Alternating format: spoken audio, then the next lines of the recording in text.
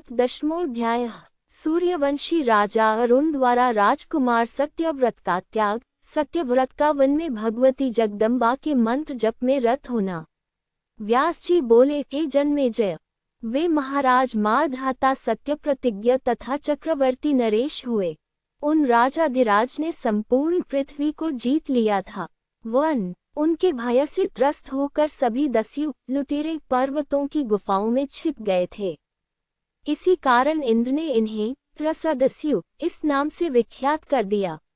2 महाराज शशबिंदु की पुत्री विंदुमती उनकी भार्या थी, जो पतिव्रता, रूपवती तथा सभी शुभ लक्षणों से संपन्न थी। 3 हे राजन, मांधाता ने उनसे 2 पुत्र उत्पन्न किए। उनमें एक पुत्र पुरुकुत्स तथा दूसरा पुत्र मुच्चुकुंद नाम से विख्यात हुआ। 4 उसके बाद पुरुकुत्स से अरण्य नामक एक पुत्र हुआ। वे परम धार्मिक तथा पितृभक्त थे। उनके पुत्र बृहदश्व थे। उन बृहदश्व के भी हर्यश्व नामक पुत्र हुए, जो परम धर्मिष्ठ तथा परमार्थ ज्ञानी थे। उनके पुत्र त्रिधन्वा हुए और त्रिधन्वा के अरुण नामक पुत्र हुए। अरुण का पुत्र सत्यव्रत नाम से प्रसिद्ध हुआ। वह परम ऐश्वर्य से संपन्न था, किंतु वह स्वेच्छाचारी, कामी, मंदबुद्धि तथा अत्यंत लोभी निकला। 57 एक समय की बात है, उस पापी ने कामासक्त होकर एक विप्र की भार्या का अपहरण कर लिया। जब उस विप्र का विवाह कन्या के साथ हो रहा था, उसी समय विवाह मंडप में ही उस राजकुमार ने यह विघ्न उपस्थित किया था। 8 हे राजन, तत्पश्चात सभी ब्राह्मण एक साथ राजा अरुण के पास पहुंचे और अत्यधिक दुखित होकर बार बार कहने लगे, हाय, हम लोग मारे गए। 9 तब राजा अरुण ने दुख से पीड़ित उन नगरवासी ब्राह्मणों से पूछा, हे विप्रगण, मेरे पुत्र ने आप लोगों का क्या अनिष्ट किया है। 10 तब राजा की यह वाणी सुनकर विप्रगण विपुल आशीर्वाद देते हुए उनसे विनम्रतापूर्वक कहने लगे। 11 ब्राह्मण बोले, बलशालियों में श्रेष्ठ हे राजन, आज आपके पुत्र सत्यव्रत ने विवाह मंडप से एक ब्राह्मण की विवाहिता कन्या का बलपूर्वक हरण कर लिया है। 12 व्यास जी बोले, हे महाराज जन्मेजय, उनकी तथ्यपूर्ण बात सुनकर परम धार्मिक राजा अरुण ने पुत्र से कहा, इस कुकर्म के कारण तुम्हारा सत्यव्रत नाम व्यर्थ हो गया है। हे दुर्बुद्धि, दुराचारी, तुम मेरे घर से दूर चले जाओ। अरे पापी, अब तुम मेरे राज्य में ठहरने के योग्य बिल्कुल ही नहीं रह गए हो। 13-14 अपने पिता को कुपित देखकर वह बार बार कहने लगा कि मैं कहाँ जाऊं। तब राजा अरुण ने उससे कहा कि तुम चांडालों के साथ रहो। विप्र की भार्या का अपहरण करके तुमने चांडाल का कर्म किया है, इसलिए अब तुम उन्हीं के साथ संसर्ग करते हुए स्वेच्छापूर्वक रहो। अरे कुलकलन की, तुझ जैसे पुत्र से मैं पुत्रवान नहीं बनना चाहता। अरे दुष्ट, तुमने मेरी सारी कीर्ति नष्ट कर दी है, इसलिए जहाँ तुम्हारी इच्छा हो वहाँ चले जाओ। 15-17 कोप से युक्त अपने महात्मा पिता की बात सुनकर सत्यव्रत उस नगर से तत्काल निकल गया और चांडालों के पास चला गया। उस समय ऐश्वर्य संपन्न तथा करुणाले सत्यव्रत कवच पहनकर तथा धनुष बाण लेकर उन चांडालों के साथ रहने लगा। 18-19 जब महात्मा राजा अरुण ने कुपित होकर अपने पुत्र सत्यव्रत को निष्कासित किया था, तब गुरु वशिष्ठ ने उन्हें इस कार्य के लिए प्रेरित किया था। इसलिए राजकुमार सत्यव्रत निष्कासन से न रोकने वाले उन धर्मशास्त्र के ज्ञाता वशिष्ठ जी पर कुपित था। 20-21 एक समय किसी प्रसंगवश उस सत्यव्रत के पिता राजा अरुण अयोध्यापुरी छोड़कर पुत्र की कल्याण कामना से तप करने के लिए वन में चले गए। 22 हे महाराज, उस समय उस अधर्म के कारण इंद्र ने उस राज्य में 12 वर्षों तक बिल्कुल जल नहीं बरसाया। 23 हे राजन, उस समय मुनि विश्वामित्र अपनी पत्नी को उस राज्य में छोड़कर स्वयं कौशिकींदी के तट पर कठोर तपस्या करने लगे थे। 24 विश्वामित्र की सुंदर रूप वाली भार्या उस काल के समय कुटुंब के भरण पोषण की समस्या के कारण दुखित होकर चिंता से व्याकुल हो उठी। 25 भूख से पीड़ित होकर रोते कलपते तथा निवार अन्न मांगते हुए अपने पुत्रों को देख देख कर उस पतिव्रता को महान कष्ट होता था। 26 भूख से आक्रांत पुत्रों को देखकर दुख से व्याकुल हो वे सोचने लगी कि इस समय नरेश भी नगर में नहीं है, अतः अब मैं किससे मांगूं अथवा अन्य कौन सा उपाय करूं। 27 यहाँ मेरे पुत्रों की रक्षा करने वाला कोई नहीं है। मेरे पतिदेव भी इस समय मेरे पास नहीं है। ये बालक बहुत रो रहे हैं, अब तो मेरे जीवन को धिक्कार है। 28 मैं धनरहित हूँ ऐसा जानते हुए भी मुझे छोड़कर पतिदेव तप करने के लिए चले गए। समर्थ होकर भी वे इस बात को नहीं समझते कि धन के अभाव में मैं ये कष्ट भोग रही हूँ। 29 पति की अनुपस्थिति में अब मैं किसकी सहायता से बालकों का भरण पोषण करूं? अब तो भूख से तड़प तड़प कर मेरे सभी पुत्र मर जाएंगे। अतः अब एक यह उपाय मुझे सूझ रहा है कि इनमें से एक पुत्र को बेचकर जो कुछ भी धन प्राप्त हो उस धन से अन्य पुत्रों का पालन पोषण करूं। 30-31 इस प्रकार भूख से सभी पुत्रों को मार डालना मेरे विचार से उचित नहीं है। अतः इस संकट की स्थिति से निपटने के लिए मैं एक पुत्र को बेचूंगी। 32 मन ही मन इस तरह का संकल्प करके अपने हृदय को कठोर बनाकर वह साध्वी एक पुत्र के गले में कुश की रस्सी बांधकर घर से निकल पड़ी। 33 जब वह मुनि पत्नी शेष पुत्रों के रक्षार्थ अपने और इस मझले पुत्र के गले में रस्सी बांधकर उसे लेकर अपने घर से निकली, तभी उसके कुछ दूर जाने पर राजकुमार सत्यव्रत ने उस शोक संतप्त तथा घबराई हुई तपस्विनी को देख लिया और उससे पूछा, हे शोभने, आप क्या करना चाहती हो? हे सर्वांग सुंदरी, आप कौन हैं और इस रोते हुए बालक के गले में रस्सी बांधकर किस लिए ले जा रही हैं? ये सब आप मेरे समक्ष सच सच बताइए। 34-36 ऋषिपली बोली, हे राजकुमार, मैं ऋषि विश्वामित्र की पत्नी हूँ और यह मेरा पुत्र है। विषम संकट में पड़कर मैं अपने इस और इस पुत्र को बेचने के लिए जा रही हूँ। हे राजन, मेरे पास अन्न नहीं है और मेरे पति मुझे छोड़कर तपस्या करने के लिए कहीं चले गए हैं, अतः भूख से व्याकुल में अब अपने शेष पुत्रों के भरण पोषण के निमित्त इसे बेचूंगी। 37-38 राजा बोले, हे पतिव्रते, आप अपने पुत्र की रक्षा करें। जब तक आपके पति वन से यहाँ वापस नहीं आ जाते तब तक मैं आपके भरण पोषण का प्रबंध कर दे रहा हूँ। मैं आपके आश्रम के समीप वाले वृक्ष पर कुछ भोज्य सामग्री प्रतिदिन बांध कर चला जाया करूँगा, मैं ये सत्य कह रहा हूँ। 39-40 राजकुमार के ये कहने पर विश्वामित्र की भार्या अपने पुत्र के गले से रस्सी खोलकर अपने आश्रम को लौट गई। 41 गला बंधने के कारण उस बालक का नाम गलव पड़ गया और वह महान तपस्वी हुआ। अपने आश्रम में जाकर वे बालकों के साथ आनंद पूर्वक रहने लगी। 42 राजकुमार सत्यव्रत भी आदर और दया से परिपूर्ण होकर मुनि विश्वामित्र की पत्नी का भरण पोषण करने लगे। वे वन्य भोज्य पदार्थों को लाकर विश्वामित्र के तपोवन के समीप वाले वृक्ष पर बांध दिया करते थे और ऋषि पत्नी प्रतिदिन उसे लाकर अपने पुत्रों को देती थी। वह उत्तम भोज्य पदार्थ प्राप्त करके उसे परम तृप्ति मिलती थी। 43-45 राजा अरुण की तपस्या करने के लिए चले जाने के बाद महर्षि वशिष्ठ अयोध्या नगरी के संपूर्ण राज्य तथा अंतःपुर की भली भांति रक्षा करने लगे। 46 धर्मात्मा सत्यव्रत भी पिता की आज्ञा का पालन करते हुए सदा नगर के बाहर ही रहते थे तथा वन में पशुओं का आखेट किया करते थे। 47 अकस्मात एक समय राजकुमार सत्यव्रत किसी कारणवश महर्षि वशिष्ठ के प्रति अत्यधिक कुपित हो उठे और उनका ये कोप निरंतर बढ़ता ही गया। 48 वे बार बार यही सोचते थे कि जब मेरे पिता राजा अरुण मुझ धर्मपरायण तथा प्रिय पुत्र का त्याग कर रहे थे उस समय मुनि वशिष्ठ ने उन्हें किस कारण से नहीं रोका। 49 सप्तपदी होने के अनंतर ही विवाह के मंत्रों की पूर्ण प्रतिष्ठा होती है। जब मैंने सप्तदी के पहले ही कन्या का हरण कर लिया तो यह विवाहित विप्र स्त्री का हरण हुआ ही नहीं। ये सब जानते हुए भी धर्मात्मा वशिष्ठ ने उन्हें ऐसा करने से नहीं रोका। 50 किसी दिन वन में आखेट के लिए गए सत्यव्रत को कोई भी मृग न मिलने पर वे घूमते घूमते वन के मध्य में पहुंच गए। वहां पर उन्हें मुनि वशिष्ठ की दुधारू गौ दिखाई पड़ गई।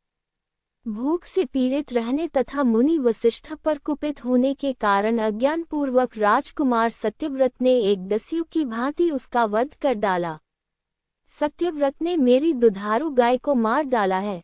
ये जानकारी होने पर मुनि वशिष्ठ ने कुपित होकर उससे कहा, अरे दुरात्मन, पिशाच की भांति गाय का वध करके तुमने ये कैसा पाप कर डाला। उन्होंने शाप देते हुए कहा, गोवध, विप्रभार्या के हरण और पिता के भयंकर कोप, इन तीनों के कारण तुम्हारे मस्तक पर तत्काल 3 गहरे शंकु पाप चिन्ह पड़ जाया। अब सभी प्राणियों को अपना पैशाचिक रूप दिखलाते हुए तुम संसार में त्रिशंकु नाम से प्रसिद्ध होगे। 51-56 व्यास जी बोले, हे जन्मेजय, तब मुनि वशिष्ठ से इस तरह शापग्रस्त होकर राजकुमार सत्यव्रत ने उसी आश्रम में रहते हुए कठोर तप आरंभ कर दिया। किसी मुनि पुत्र से श्रेष्ठ देवी मंत्र की दीक्षा प्राप्त करके परम कल्याणमयी प्रकृति स्वरूपिणी भगवती जगदम्बा का ध्यान करते हुए वह सत्यव्रत उस मंत्र का जप करने लगा। 57-58 इति श्रीमद्देवी भागवते महापुराणेष्टादशसाहस्र्या संहिताया सप्तमस्कन्धे सत्यव्रताख्यान वर्णन नाम 10मोऽध्यायः। 10 अथ एकादशोऽध्यायः।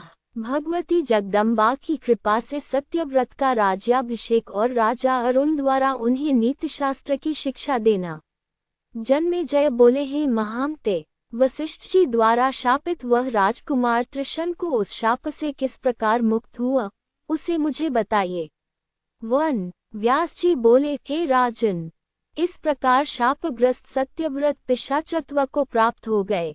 वे देवी भक्ति में संलग्न होकर उसी आश्रम में रहने लगे। 2 किसी समय राजा सत्यव्रत नवाक्षर मंत्र का जप समाप्त करके हवन कराने के लिए ब्राह्मणों के पास जाकर भक्तिपूर्वक प्रणाम करके उनसे बोले, हे भूदेवगण, आप लोग मुझ शरणागत की प्रार्थना सुनिए। इस समय आप सभी लोग मेरे यज्ञ में ऋत्विक होने की कृपा कीजिए। आप सब कृपालु तथा वेदवेता विप्रगण मेरे कार्य की सिद्धि के लिए जप के दशांश से हवन कर्म संपन्न करा दीजिए।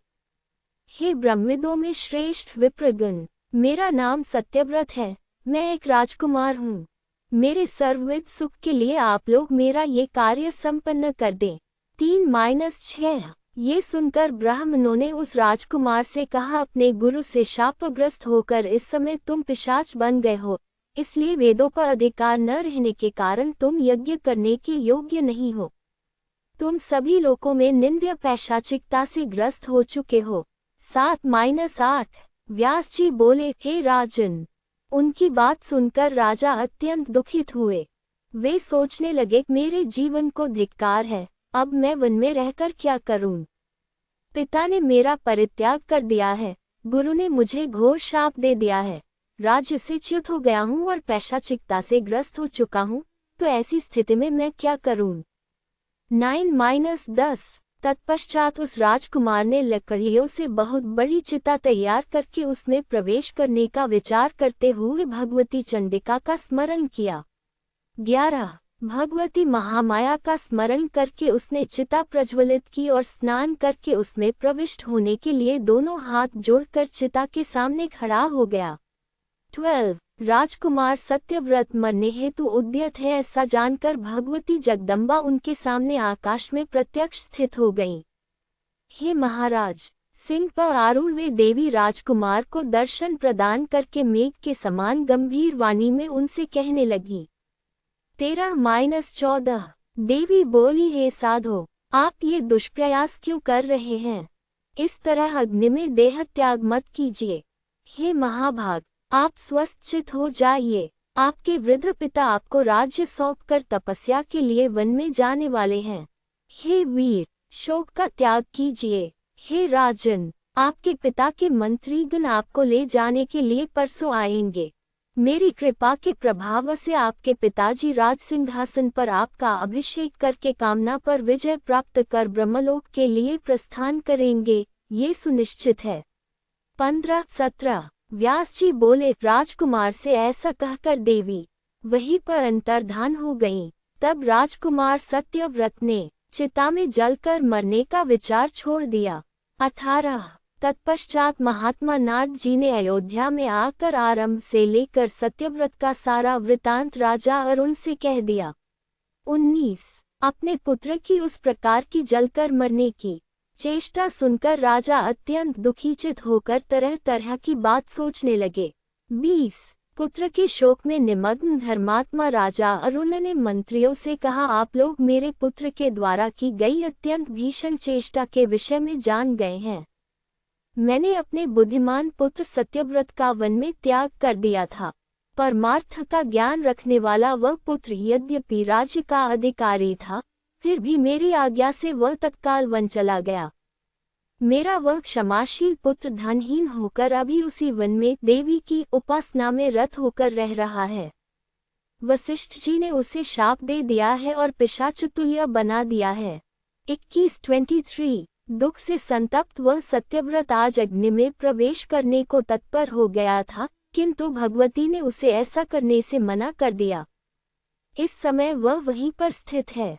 अतः आप लोग शीघ्र जाइए और मेरे उस महाबली ज्येष्ठ पुत्र को अपने वचनों से आश्वासन देकर तुरंत यहाँ ले आइए। प्रजापालन करने में समर्थ अपने औरस पुत्र का राज्याभिषेक करके मैं शांत होकर वन में चला जाऊंगा। अब मैंने तपस्या के लिए निश्चय कर लिया है। 24-26 ऐसा कहकर पुत्र प्रेम में प्रवृत्त मन वाले राजा अरुण ने सत्यव्रत को लाने के लिए अपने सभी मंत्रियों को वहां भेज दिया। 27 वन में जाकर वे मंत्री महात्मा राजकुमार सत्यव्रत को आश्वासन देकर उन्हें सम्मानपूर्वक अयोध्या ले आए। 28 सत्यव्रत को अत्यंत दुर्बल मलिन वस्त्र धारण किए, बड़े बड़े जटाजूट वाला, भयंकर तथा चिंता से व्यग्र देखकर राजा अरुण सोचने लगे कि मैंने ये कैसा निष्ठुर कर्म कर डाला था, जो कि धर्म का वास्तविक स्वरूप जानते हुए भी मैंने राजपद के योग्य तथा अत्यंत मेधावी पुत्र को निर्वासित कर दिया था। 29-30 हे राजन, इस प्रकार मन ही मन सोचकर महाराज अरुण ने राजकुमार सत्यव्रत को वक्षः स्थल से लगा लिया और उसे सम्यक आश्वासन देकर अपने पास में ही स्थित आसन पर बैठा लिया। तत्पश्चात नीतिशास्त्र के पारगामी विद्वान राजा अरुण पास में बैठे हुए अपने उस पुत्र से प्रेमयुक्त गदगद वाणी में कहने लगे। 31-32 राजा बोले, हे पुत्र, तुम सदा धर्म में ही अपनी बुद्धि लगाना, विप्रों का सम्मान करना, न्यायपूर्वक प्राप्त धन ही ग्रहण करना, प्रजाओं की सर्वदा रक्षा करना, कभी असत्य भाषण मत करना, निंदित मार्ग का अनुसरण मत करना, शिष्ट जनों के आज्ञानुसार कार्य करना, तपस्वियों की पूजा करना, क्रूर लुटेरों का दमन करना और इंद्रियों को अपने वश में रखना। हे पुत्र, कार्य सिद्धि के लिए राजा को अपने मंत्रियों के साथ सदा गुप्त मंत्रणा करते रहना चाहिए। हे सुत, सबके आत्मा स्वरूप राजा को चाहिए कि छोटे से छोटे शत्रु की भी उपेक्षा न करे। शत्रु से मिले हुए अपने अत्यंत विनम्र मंत्री पर भी राजा को विश्वास नहीं करना चाहिए। 33-37 सर्वत्र शत्रु तथा मित्र की गतिविधियों को जानने के लिए सर्वदा गुप्तचरों की नियुक्ति करनी चाहिए। धर्म में सदा बुद्धि लगाए रखनी चाहिए और प्रतिदिन दान देते रहना चाहिए।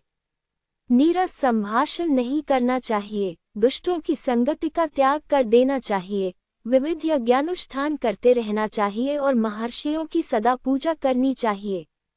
स्त्री, नपुंसक तथा द्यूतप्रायण व्यक्ति पर कभी भी विश्वास नहीं करना चाहिए और आखिर के प्रति अत्यंत आदर बुद्धि कभी नहीं रखनी चाहिए। 38-40 द्यूत, मदिरा, अश्लील संगीत तथा वेश्याओं से स्वयं बचना चाहिए और अपनी प्रजाओं को भी इनसे बचाना चाहिए। ब्रह्म मुहूर्त में शयन से सदा निश्चय ही उठ जाना चाहिए। तत्पश्चात दीक्षित मनुष्य को स्नान आदि सभी नित्य नियमों से निवृत्त होकर भली भांति भक्तिपूर्वक पराशक्ति जगदम्बा की पूजा करनी चाहिए। हे पुत्र, पराशक्ति जगदम्बा के चरणों की पूजा हो इस जन्म की सफलता है। 41-43 एक बार भी भगवती जगदम्बा की महापूजा करके उनके चरणोदक का पान करने वाला मनुष्य फिर कभी माता के गर्भ में नहीं जाता, ये सर्वथा निश्चित है। 44 सारा जगत दृश्य है और महादेवी दृष्टा तथा साक्षी है। इस प्रकार की भावना से युक्त होकर सदा भयमुक्त चित्त से रहना चाहिए। 45 हे पुत्र, तुम प्रतिदिन नित्य नियम का पालन करके सभा में जाना और द्विजों को बुलाकर उनसे धर्मशास्त्र संबंधी निर्णय पूछना। 46 वेद वेदांत के पारगामी आदरणीय विद्वानों की विधिवत पूजा करके सुयोग्य पात्रों को गौ, भूमि तथा सुवर्ण आदि का सदा दान करना। 47 तुम कभी भी किसी मूर्ख ब्राह्मण की पूजा मत करना और मूर्ख व्यक्ति को कभी भी भोजन से अधिक कुछ भी मत देना। हे पुत्र, तुम किसी भी परिस्थिति में लोभवश धर्म का उल्लंघन मत करना। इसके अतिरिक्त तुम्हें कभी भी विप्रों का अपमान नहीं करना चाहिए। पृथ्वी के देवता स्वरूप ब्राह्मणों का प्रयत्नपूर्वक सम्मान करना चाहिए।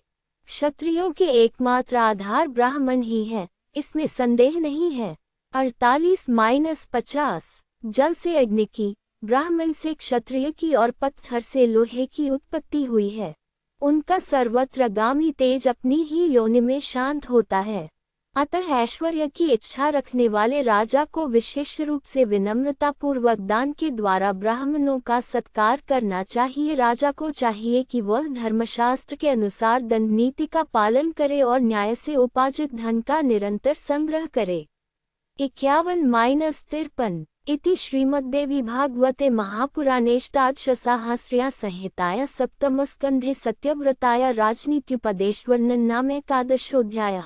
11 अथ 12वां राजा सत्यव्रत को महर्षि वशिष्ठ का शाप तथा युवराज हरिश्चंद्र का राजा बनना। व्यास जी बोले, हे महाराज जन्मेजय, इस प्रकार पिता के समझाने पर राजकुमार त्रिशंकु ने हाथ जोड़कर प्रेमपूर्वक गदगद वाणी में पिता से कहा, मैं वैसा ही करूँगा।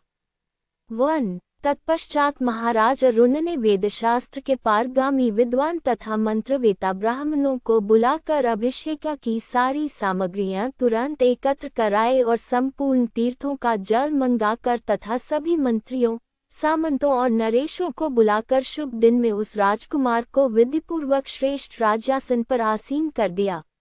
2-3 इस प्रकार पिता ने पुत्र त्रिशंकु को राज्य पर विधिपूर्वक अभिषेक करके अपनी धर्मपत्नी के साथ पवित्र तीसरे आश्रम वानप्रस्थ को ग्रहण किया और वे वन में गंगा के तट पर कठोर तप करने लगे।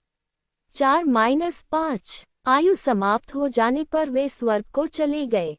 वहां वे देवताओं के द्वारा भी पूजित हुए और इंद्र के समीप स्थित रहते हुए सदा सूर्य की भांति सुशोभित होने लगे। 6 राजा जन्मेजय बोले, हे व्यास जी, आप पूज्यवर ने कथा के प्रसंग में अभी बताया कि गुरुदेव वशिष्ठ ने पश्विनी गौ का वध कर देने के कारण राजकुमार सत्यव्रत को कुपित होकर शाप दे दिया और वह पिशाचत्व को प्राप्त हो गया।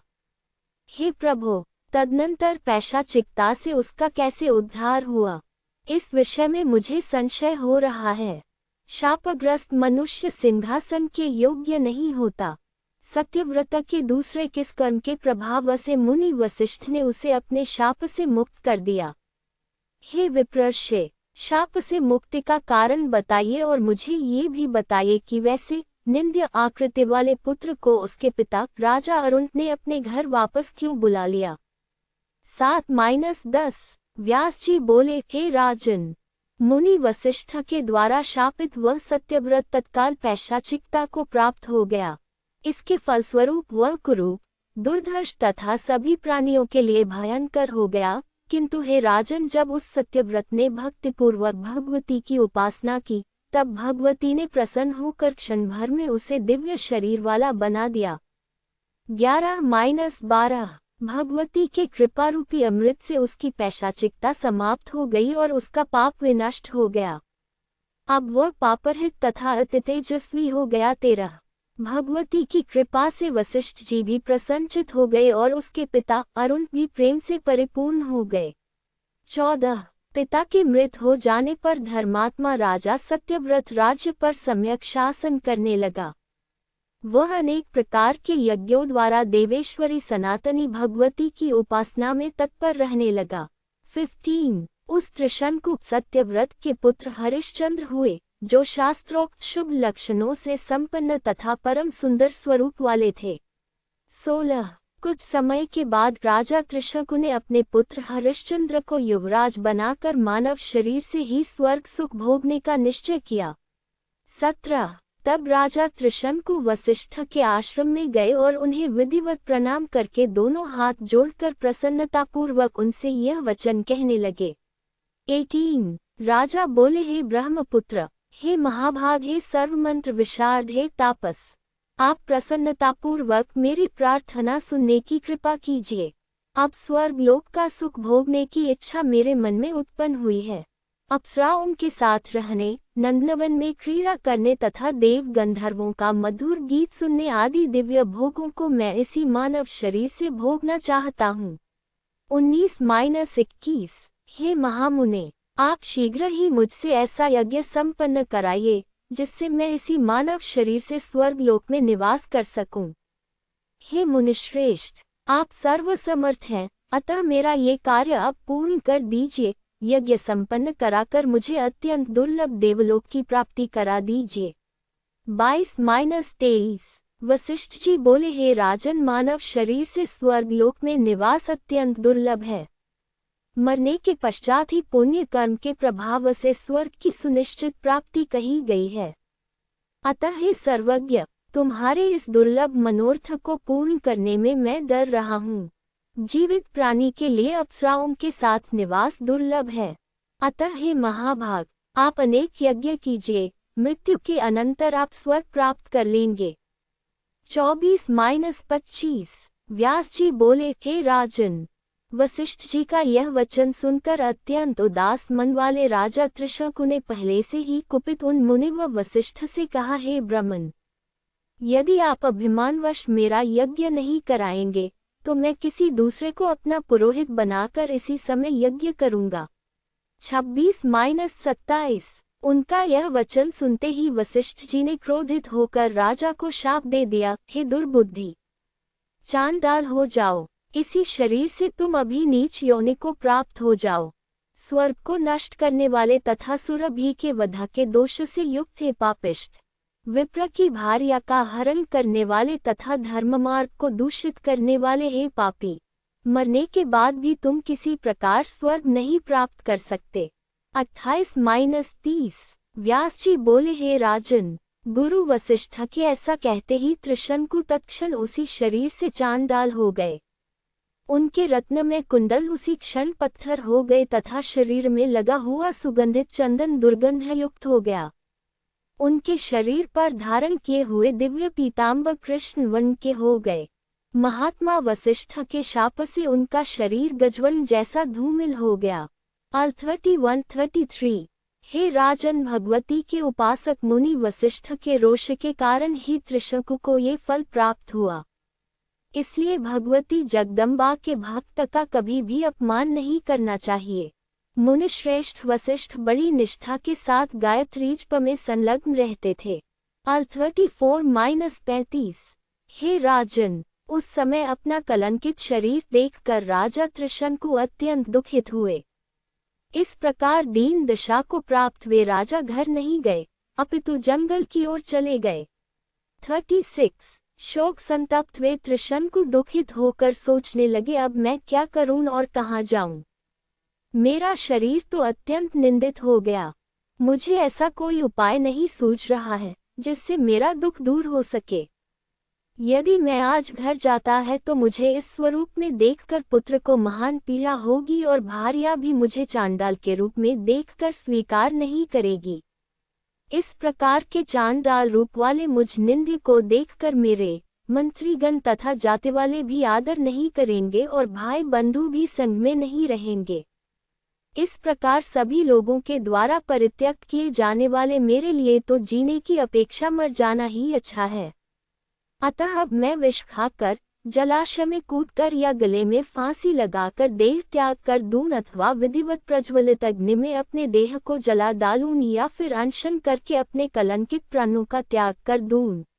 37-42 ऐसा विचार आते ही उन्होंने पुनः सोचा, आत्महत्या करने से मुझे निश्चय ही जन्म जन्मांतर में पुनः चांडाल होना पड़ेगा और आत्महत्या दोष के परिणामस्वरूप मैं शाप से कभी सकूंगा।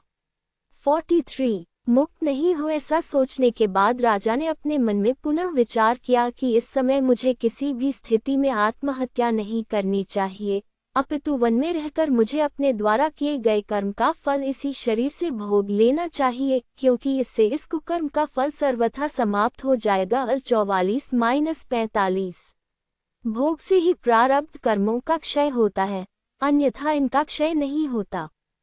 इसलिए अब यहीं पर तीर्थों का सेवन, भगवती जगदम्बा का स्मरण तथा साधु जनों की सेवा करते हुए मुझे अपने द्वारा किए गए शुभ तथा अशुभ कर्मों का फल भोग लेना चाहिए। इस प्रकार वन में रहते हुए मैं अपने कर्मों का क्षय अवश्य ही करूंगा। साथ ही संभव है कि भाग्यवश किसी साधु जन से मिलने का भी कभी अवसर प्राप्त हो जाए। 46-48 मन में ऐसा सोचकर राजा त्रिशंकु अपना नगर छोड़कर गंगा के तट पर चले गए और अत्यधिक चिंतित रहते हुए वहीं रहने लगे।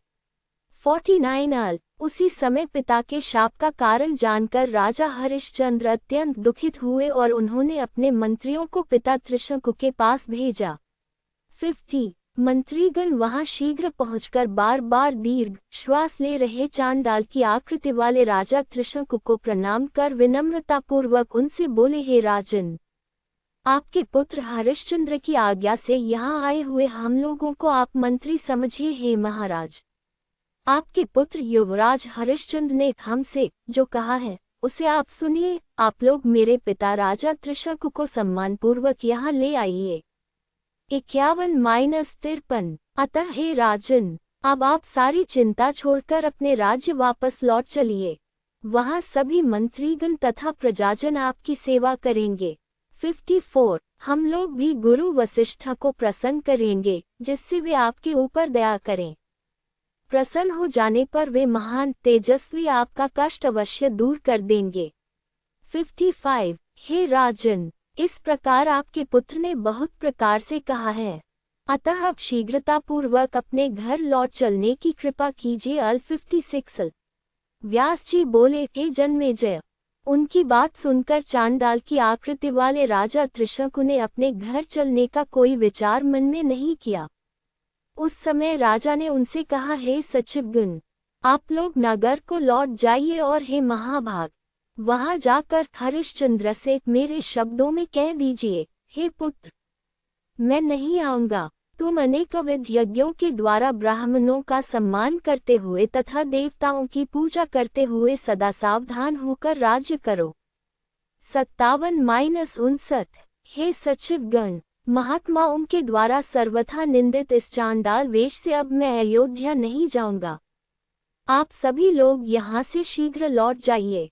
वहां जाकर मेरे महाबली पुत्र हरिश्चंद्र को सिंहासन पर बिठाकर आप लोग मेरी आज्ञा से राज्य के समस्त कार्य कीजिए। 60-61 इस प्रकार त्रिशंकु के उपदेश देने पर सभी मंत्री अत्यधिक दुखी होकर रोने लगे और उन्हें प्रणाम करके वानप्रस्थ आश्रम में जीवन व्यतीत करने वाले उन राजा त्रिशंकु के पास से लौट आए। अयोध्या में आकर उन मंत्रियों ने शुभ दिन में हरिश्चंद्र के मस्तक पर विधिपूर्वक अभिषेक किया। 62-63 राजा त्रिशंकु की आज्ञा से मंत्रियों के द्वारा राज्याभिषिक्त होकर तेजस्वी तथा धर्मपरायण हरिश्चंद्र अपने पिता का निरंतर स्मरण करते हुए राज्य करने लगे। 64 इति श्रीमद्देवी भागवते महापुराणेष्टादशसाहस्र्या संहिताया सप्तमस्कन्धे त्रिशंकुपाख्यान वर्णन नाम 12 12